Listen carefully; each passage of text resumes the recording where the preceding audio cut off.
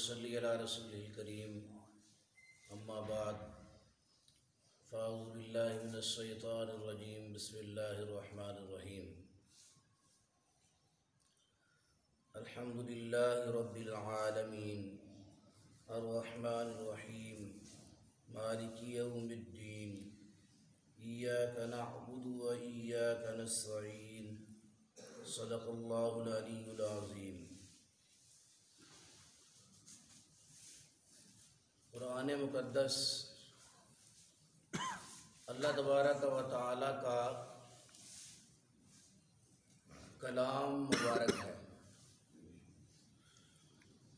اللہ تبارک و تعالیٰ نے جتنی بھی کتابیں اتاری ہیں ان کتابوں میں سے قرآن پاک کو اللہ پاک نے خصوصی فضیلت عطا فرمائی ہے۔ کتابوں میں سے کتاب قرآن مقدس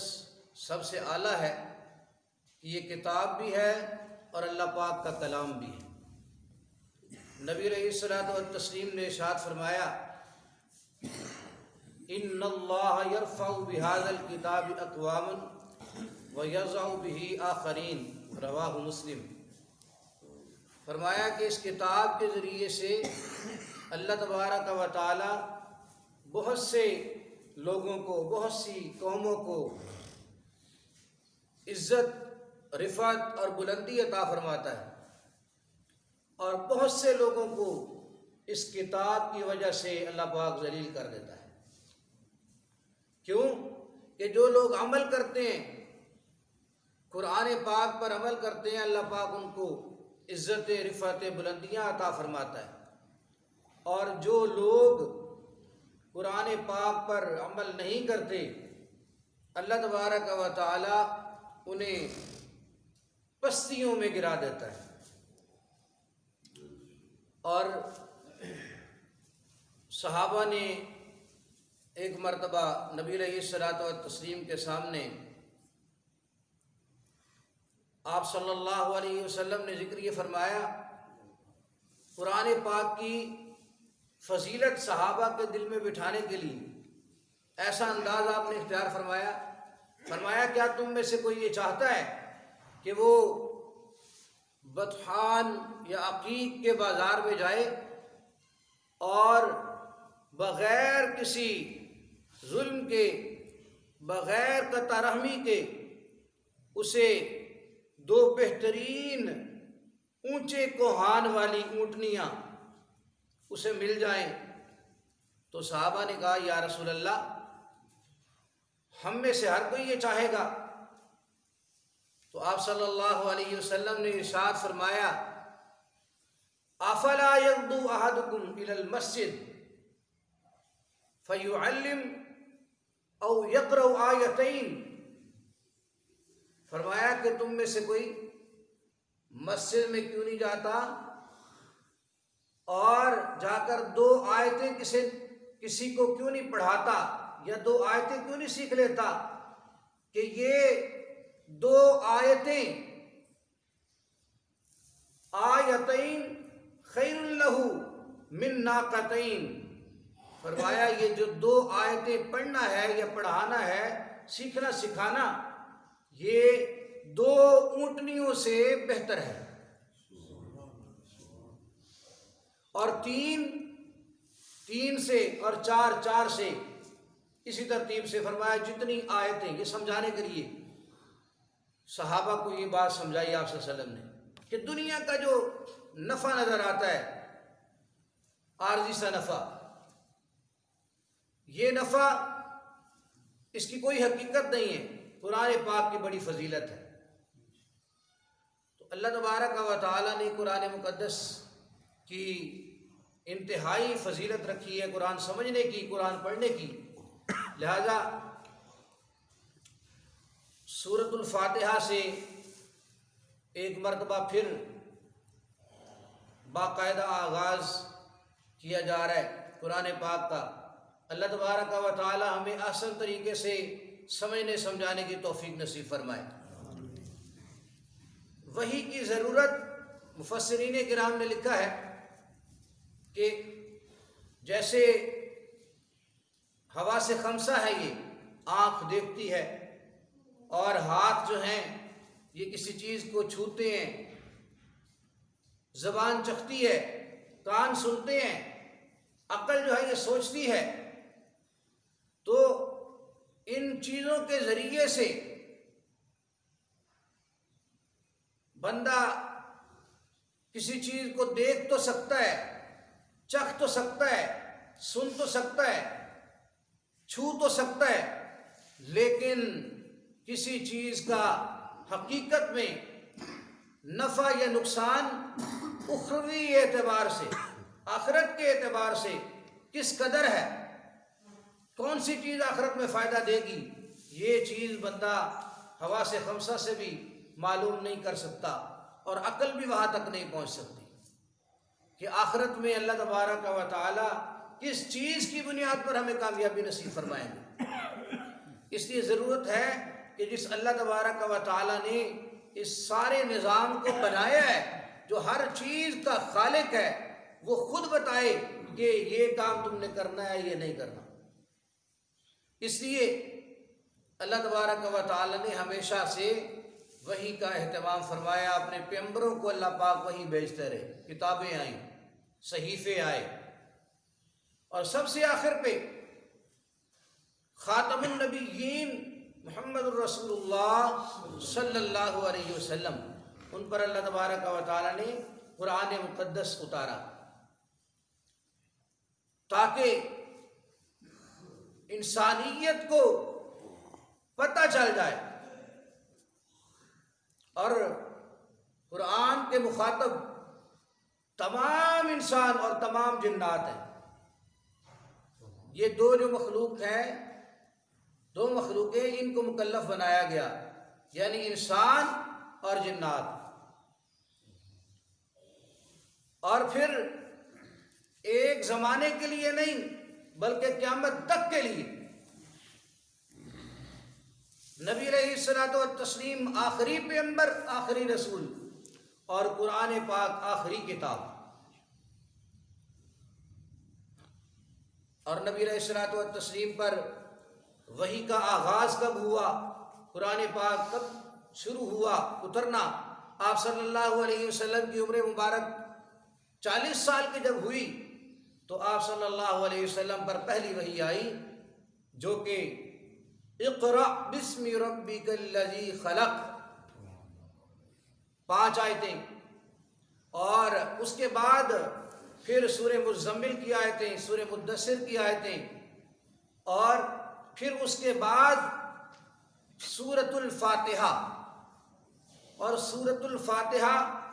یہ پہلی مکمل سورت اتری۔ اس سے پہلے جو آیات اتری وہ کسی بھی سورت کی چند آیات اتری، لیکن جو مکمل سورت اتری ہے یہ سورۃ الفاتحہ ہے، مکمل۔ آپ صلی اللہ علیہ وسلم غار حرا میں تھے، غار حرا میں آپ صلی اللہ علیہ وسلم جانا شروع ہو گئے تھے، تقریباً آپ کی عمر مبارک 35 سال تھی۔ اس وقت سے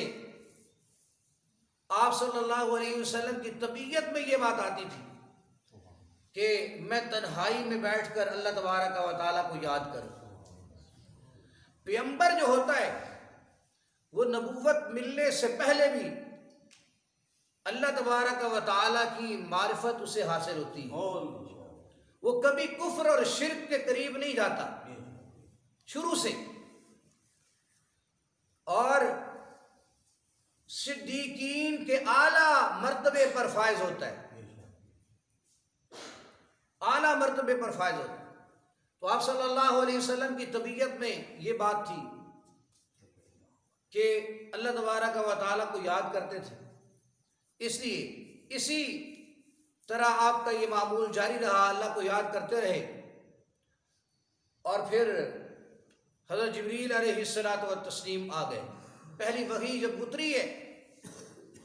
تو جب اقرا کہا، اقرا پڑھیے، تو آپ صلی اللہ علیہ وسلم نے جواب دیا کہ ما انا بقاری، میں تو پڑھا ہوا نہیں ہوں۔ بعض علماء نے یہ لکھا ہے کہ ایک تختی جو ہے اس پر آیات لکھی ہوئی تھی اور آپ صلی اللہ علیہ وسلم کے سامنے جبریل امین نے کیا کہ پڑھیے، تو آپ صلی اللہ علیہ وسلم نے فرمایا کہ میں تو پڑھا ہوا نہیں ہوں، میں کیسے پڑھوں، میں پڑھا ہوا نہیں ہوں۔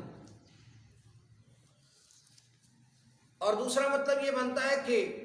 آپ صلی اللہ علیہ وسلم پر رعب ایسے طاری ہو گیا، اچانک جبریل امین کو دیکھنا اور یہ کیفیت آپ کی بن گئی۔ آپ نے فرمایا کہ میری یہ کیفیت میں کیسے پڑھوں؟ تو پھر اللہ تبارک و تعالی کا کلام تھا، اقرا اقرا۔ آپ صلی اللہ علیہ وسلم کو جبریل امین نے ایسے باہوں میں لے کر بھینچا، زور سے دبایا اور پھر چھوڑا، پھر کہا پڑھیے، پھر دبایا، پھر چھوڑا، اس طرح سے 3 مرتبہ جب ہوا پھر پڑھا، اقرا بسم ربک الذی خلق، اس رب کے نام سے پڑھیے کہ جس نے پیدا کیا، خلق الانسان من علق، جس نے انسان کو جمے ہوئے خون سے پیدا کیا۔ آیات یہ آئی اتری تو آپ صلی اللہ علیہ وسلم پر پہلی وحی اس انداز میں اتری، اور وحی کا ویسے جو ہے وہ صحابہ حضرت عمر فاروق رضی اللہ تعالیٰ عنہ سے بھی روایت ہے کہ آپ صلی اللہ علیہ وسلم پر جب وحی اترتی تھی تو کیفیت یہ ہوتی تھی کہ آواز جیسے شہد کی مکھیوں کی بنبناہٹ ہوتی ہے،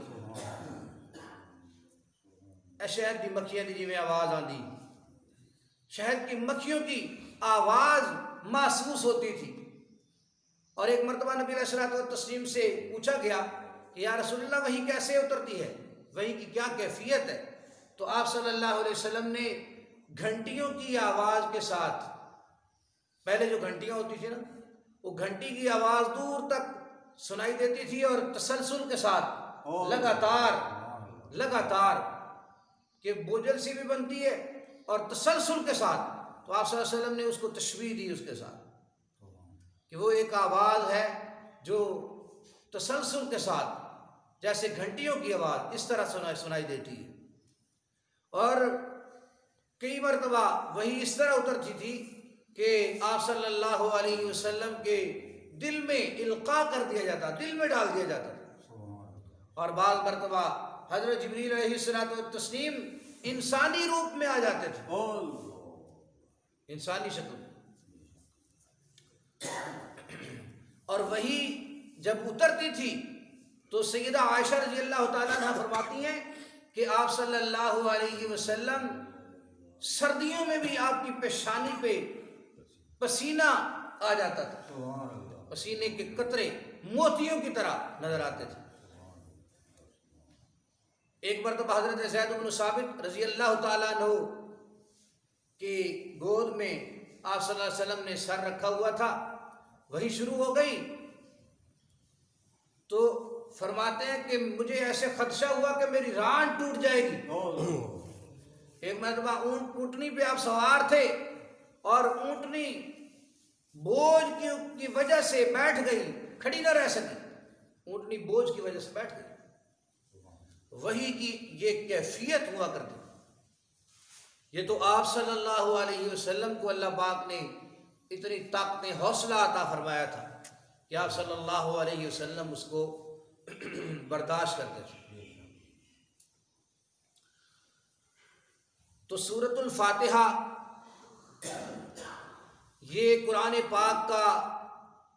نچوڑ اور خلاصہ اللہ تبارک و تعالیٰ نے سورۃ الفاتحہ میں رکھا ہے۔ ایک روایت میں آتا ہے کہ پہلی کتابوں میں یہ مضامین اور یہ سورت نہ اتاری گئی، یہ خصوصیت ہے قرآن کی، اور فرمایا تورات، زبور، انجیل، ان کا خلاصہ جو ہے اللہ تبارک و تعالیٰ نے سورۃ الفاتحہ میں جمع کر دیا ہے، اور قرآن پاک کا خلاصہ بھی اللہ تبارک و تعالیٰ نے سورۃ الفاتحہ میں رکھ دیا ہے۔ سورۃ الفاتحہ، فاتحہ اس کے کئی نام مفسرین کرام نے جو ذکر کیے ہیں، احادیث میں بہت سے نام آتے ہیں۔ الفاتحہ، فاتحہ کا معنی ہے کہ کھولنے والی، شروع ہونے والی، جہاں سے شروع ہو رہی ہے کتاب۔ چنانچہ یہ پہلی سورت جو مکمل سورت اتری، اور پھر اسے مصحف میں بھی سب سے پہلے رکھا گیا کہ سب سے پہلے جب بندہ قرآن کھولتا ہے تو سب سے پہلے اس کے سامنے سورۃ الفاتحہ ہے، سب سے پہلے سورۃ الفاتحہ ہے، اس لیے اسے الفاتحہ کہا جاتا ہے۔ اور اس کا دوسرا نام شافیہ بھی ہے، سورۃ الشفاء، شافیہ، کہ ایسی سورت جس میں اللہ تبارک و تعالیٰ نے شفا رکھی ہے۔ چنانچہ صحابہ کرام رضوان اللہ تعالیٰ علیہ مجمعین کو آپ صلی اللہ علیہ وسلم نے بتایا کہ یہ سورت، اس میں شفا اللہ پاک نے رکھی ہے، اس کے ساتھ دم کیا کرو۔ اور صحابہ کسی بھی مریض کو، کئی واقعات آتے ہیں کہ صحابہ نے سورۃ الفاتحہ پڑھ کے دم کیا، سورۃ الفاتحہ پڑھ کے دم کیا، اور اللہ تبارک و تعالیٰ نے شفا دے دی۔ تو قرآن پاک شفا ہے، اور شفا روحانی امراض کے لیے بھی شفا ہے۔ سینے میں جو بغض ہے، کفر ہے، شرک ہے، حسد ہے، جتنی بھی یہ چیزیں ہیں اخلاقیات میں، ان سب کے لیے شفا ہے قرآن۔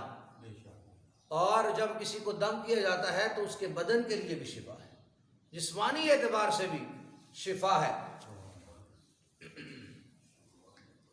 تو اللہ تبارک و تعالی قرآن مقدس پر ہمیں صحیح معنی میں اسے سمجھنے کی اور عمل پیرا ہونے کی توفیق نصیب فرمائے۔ سورۃ الفاتحہ کے باقی نام، ان کا تذکرہ کیا جائے گا، اور پھر اس کا خلاصہ کس انداز میں یہ پورے قرآن کا خلاصہ بنتا ہے، اور سورۃ الفاتحہ کا پھر خلاصہ کیا مضمون ہے، مضامین کیسے ہیں، تو یہ انشاءاللہ کل کے درس میں ذکر کریں گے۔ وآخر دعوانا الحمدللہ رب العالمین۔